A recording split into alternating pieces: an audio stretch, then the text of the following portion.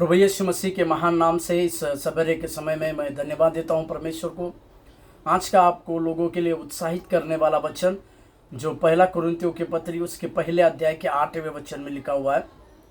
पहले कुरिन्थियों की पत्री पहला अध्याय और उसके 8वें पद में जहाँ पर ऐसा लिखा है, वह तुम्हें अंत तक दृढ़ भी करेगा कि तुम हमारे प्रभु यीशु मसीह के दिन में निर्दोष ठहरो।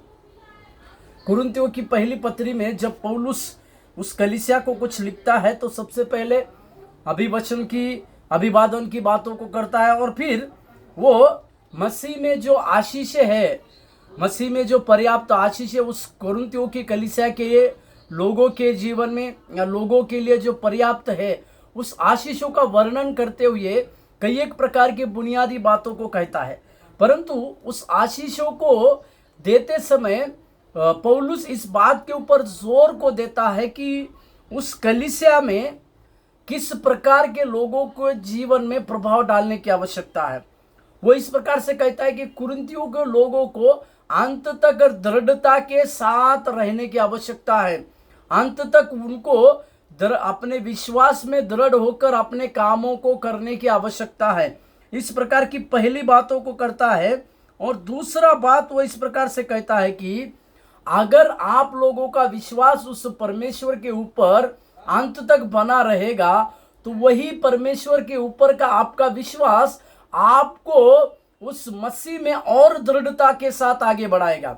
भले ही आपके जीवन में किसी प्रकार की विपत्तियां क्यों ना आए, किसी प्रकार के संघर्ष की बातें क्यों ना आए, वे सारी संघर्षों की बातों में परमेश्वर आपके विश्वास को और दृढ़ करेगा बोलकर कहता है। और आगे की बातों को देखते हैं कि मसीह यीशु में वो निर्दोष करके रखेगा।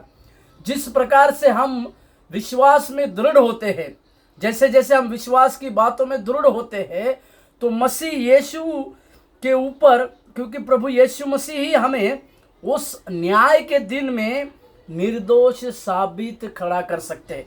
इसी के लिए मेरे प्यारो, हमारा विश्वास जो प्रभु यीशु मसीह में है वो दृढ़ता के साथ होने की आवश्यकता है। यदि आपका और मेरा विश्वास प्रभु के ऊपर दृढ़ता के साथ है तो न्याय के समय में परमेश्वर हमें निर्दोष खड़ा करने की शक्ति और सामर्थ्य रखता है। इसी के लिए हम अपने विश्वास में और आगे बढ़ते जाने की आवश्यकता है, मसीह में स्थिर होते जाने की आवश्यकता है, मसीह के उस पवित्र आत्मा के फलों में बढ़ते जाने की आवश्यकता है। इसी प्रकार की शुरुआत आज हम करने पाए।